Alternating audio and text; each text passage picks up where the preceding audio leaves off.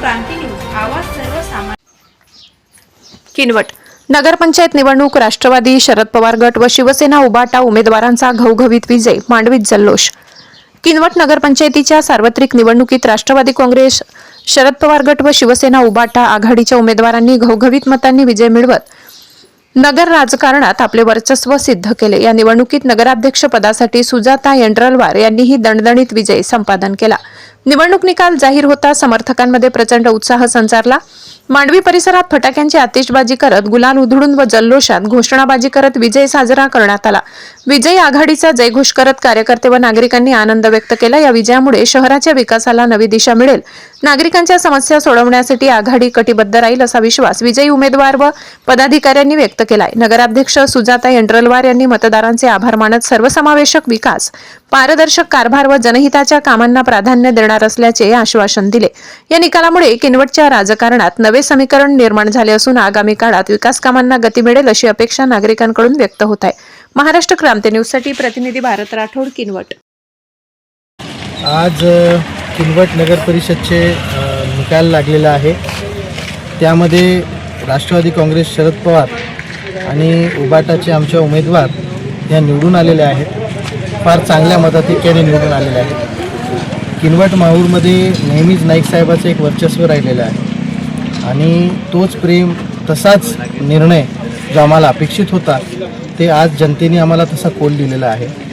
ही निवडणूक म्हणजे करण भैयाचा चेहरा, त्यांच्या आईचे काम आणि नाईक साहेबांचा आशीर्वाद आणि कार्यकर्त्यांनी ही निवडणूक हातात घेतली होती. मतदारांनी ही निवडणूक हातात घेतली होती. लोकशाहीच्या पद्धतीने ही निवडणूक पार पडली आणि लोकशाही वाचवण्याच्या हिशोबात ह्या लोकांनी सगळ्यांनी एकत्र आले.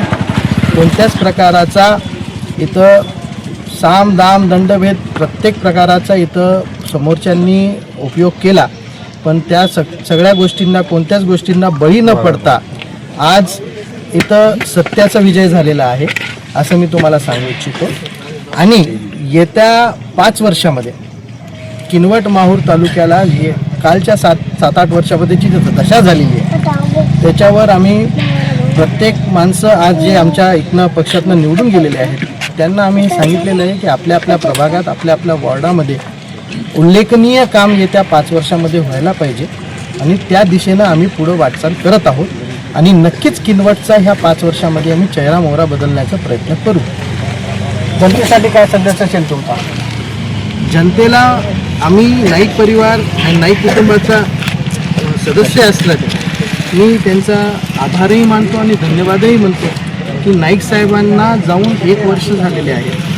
1 तारखेला त्यांचं प्रथम पुण्यस्मरण आहे आणि त्या दिवशी तुम्ही ही खरे प्रकाराने तुम्ही त्यांना श्रद्धांजली दिली. हे उपकार आम्ही तुमचे कधी विसरू शकणार नाही. तुमच्यासाठी, जनसेवेसाठी आम्ही नेहमीच नाईक परिवार जसं कालपर्यंत सोबत होतो भविष्यातही सोबत राहू आणि अशाच प्रकाराची सेवा करण्यासाठी तुम्ही आम्हाला प्रेरणा देत राहा. आम्ही अशाच प्रकाराची सेवा तुमची करत राहू असंच सांगतो. जनतेचा धन्यवाद. अमर रहे, अमर रहे, अमर रहे. पराभूत उमेदवारांसाठी तुमच्याकडून काय संदेश असेल का? बघा, किनवट माहूर तालुक्यामध्ये एक विशेष गोष्ट आहे. निवडणुका ह्या फक्त 10-15 दिवसाच्या आपल्या इथं असतात. कोणत्याच प्रकाराचा दुजाभाव आपण दुसऱ्याबद्दल करत नसतो. आनंद भैया मच्छीवार हे आमचे मोठे बंधू आहेत. त्यांच्यासोबत मी बऱ्याच वर्ष भारतीय जनता पार्टीमध्ये काम केलेलं आहे आणि किनवट माहूर तालुक्याच्या इतिहासामध्ये आजपर्यंत तरी इथं मनभेद कधीच झालेले नाहीत, मतभेद असतात आणि त्यांच्या आमच्या विचाराचे मतभेद जरी असतील तर मनभेद कधीच झालेले नाही. म्हणून तेही आमचे मोठे बंधू आहेत. कोणत्याच प्रकाराचे त्यांनी खचून न जाता पुढच्या 5 वर्षापर्यंत त्यांनीही काम करावं आणि जनतेमध्ये राहावं. नक्कीच त्यांच्यासाठी भविष्यात आणखी एखादी संधी नक्कीच जनतेने काहीतरी विचार केलेला असेल आणि पक्षही त्यांना संधी देईल कारण ते चांगले कार्यकर्ते आहेत. गेल्या 5 वर्षा अगोदर तुम्ही BJPमध्ये होते. भाजप सोडण्याचं काही कारण सांगू शकाल तुम्ही? भारतीय जनता पार्टीला असं विशेष काही सोडायचं कारण नव्हतं, कारण ज्या पक्षामध्ये मी 14 वर्ष वावरलो त्याला मी माझ्या स्वार्थासाठी काहीतरी झालं किंवा माझ्या पद्धतीनं काही झालं नसेल म्हणून मी सोडणारा माणूस नाही.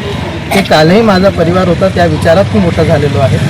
पण कुठंतरी माझे आणि नाईक साहेबाचे आम्ही एका कुटुंबाचे असल्यामुळे आणि कुटुंबाला कुठंतरी माझी गरज होती त्या हिशोबाने मी इथं राष्ट्रवादी काँग्रेस पक्षामध्ये प्रवेश घेतला आणि मला आनंद आहे की नाईक साहेबाच्या शेवटच्या क्षणापर्यंत मी 2010 ते नवनवीन बातम्या पाहण्यासाठी आमच्या महाराष्ट्र क्रांती न्यूज या यूट्यूब चॅनलला लाईक करा, सबस्क्राईब करा आणि बेल आयकॉनला प्रेस करा.